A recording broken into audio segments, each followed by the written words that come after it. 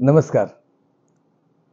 फलटणमधील पत्रकारांना आपल्याला सर्वांना बोलवण्याचे मागचा एक मुख्य उद्देश आजचा असा आहे की फलटण नगर परिषदेचे मूर्ख अधिकारी हे बाणगंगा या निवासस्थानी राहत नसल्यामुळे अत्यंत चुकीचे प्रकार त्यांच्या घरापासून 10 मीटरच्या अंतराच्या आत चालू आहे.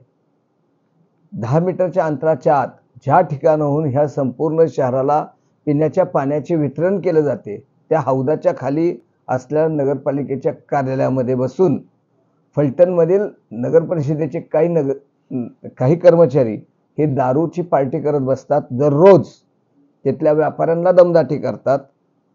यामध्ये काल मला ह्याबाबत काही व्यापाऱ्यांनी कल्पना दिल्यानंतर मी स्वतः त्या ठिकाणी गेलो आणि व्हिडिओ शूटिंग काढलं. त्यामधून भोला काकडे नावाचा जो कर्मचारी आहे, जो मूर्ख अधिकाऱ्याच्या खूप मर्जीतला आहे, तो तिथून पळून जाण्यात यशस्वी झाला. त्याच्याबरोबर एक हॉटेल मालक दत्ता यादव म्हणून आहेत, ते खाली गोविंद डेअरीच्या समोर कुठेतरी असतात. हाही तिथं ग्रस्त असतो. जर कर्मचाऱ्यांबरोबर असे काही लोक तिथं जर बसत असतील आणि मला माहिती मिळाली त्यामध्ये काही लोक हे गुन्हेगारी प्रवृत्तीचे तिथं बसतात, अशा परिस्थितीमध्ये जिथून पाणी पुरवठा होतो तिथं जर एखाद्याने नशेत जाऊन त्या पाण्यामध्ये काय टाकलंच तर संपूर्ण शहर धोक्यात येणार आहे. शहर धोक्यात येत असताना ह्याची जबाबदारी ही मूर्ख अधिकाऱ्याचीच आहे. हा मूर्ख अधिकारी बाणगंगा निवासस्थानी राहायला तयार नाही. खरं तर माझं म्हणणं आहे, जर त्याला तिथं राहायचं नसेल तर बाणगंगा निवासस्थान नगरपालिकेने भाड्याने द्यावं, म्हणजे नगरपालिकेला उत्पन्नही निर्माण होईल.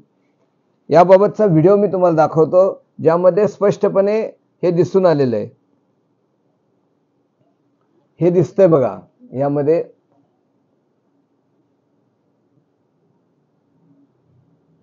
हे निवासस्थान आहे, म्हणजे ते ठिकाण कार्यालय आहे आणि हे नगरपालिकेच्याच मालकीचं आहे.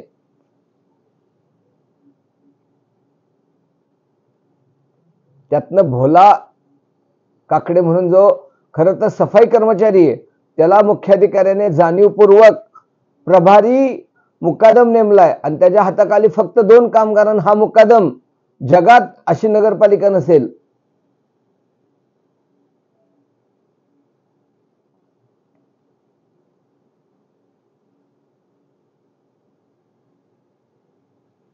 जगात पहिली नगरपालिका असेल की जिथं 2 कर्मचाऱ्यांवर 1 मुकादम नेमला जातो आणि तो पण कोण? तो सफाई कर्मचारी.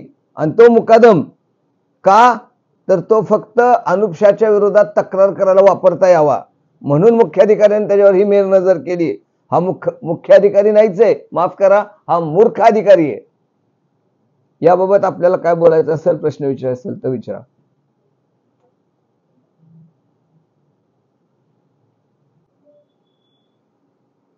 काल साक्षात पंढरपूरचे विठुराया माझ्या स्वप्नात आले आणि त्यांनी मला विचारलं, अनुप, पंढरपूरला आता आषाढी एकादशीला एक माऊलीच्या वेशातला मवाली आला होता. मला समजलंच नाही, असं कसं माऊलीच्या वेशात मवाली आणि साक्षात विठुराया म्हणतात. मला हडबडून जाग आली. मग विचार केला असं कसं झालं. मग लक्षात आलं विठुरायाला कदाचित म्हणायचं असेल, जो फलटणचा मवाली आहे, ज्याने 2 बोकडं माऊलीच्या पालखीच्या कामाच्या निमित्ताने श्रमपरिहाराला कापली, तो माऊलीच्या वेशातला मवालीच आहे. मग विठुरायांना मी परत झोपल्यानंतर उत्तर दिलं, तुम्हाला मूर्खाधिकारी म्हणायचंय का? तर विठुराया म्हटले, नाही, मला तो अखिल मोरे बद्दल बोलायचंय. अखिल मोरे म्हटलं मला कळनाच. म्हटलं अखिल मोरे कसं काय? असो, पण विठुरायाला सुद्धा वाईट वाटलेलं आहे 2 बोकडं कापल्याचे, हे त्यातला मतीचा अर्थ आहे. आणि हा सदग्रस्त जाऊन इथं फलटणला 2 बोकडं कापणारा पंढरपूरला जाऊन पालखीला खांदा देतो आणि त्या तिथल्या चंद्रभागेमध्ये स्नान करतो आणि अख्खी चंद्रभागा अपवित्र करून टाकतो. मग ह्याबद्दल विठुरायाला वाईट वाटतं. मग सत्ताधाऱ्यांना, माझ्या पक्षाच्या नेतृत्वाला, भाजपला, शिवसेनेला, महायुतीला, राजगटाला ह्याचं वाईट वाटत नाहीये का मी एकट्यानेच फक्त बोलायचंय? ह्याचंही कुठेतरी भान सर्वांनी करणं गरजेचं आहे. आपल्या परिसरातील ताज्या आणि महत्त्वाच्या बातम्या पाहण्यासाठी स्थैर्य न्यूज चॅनलला YouTube वर सबस्क्राइब करा आणि बेल आयकॉन प्रेस करा.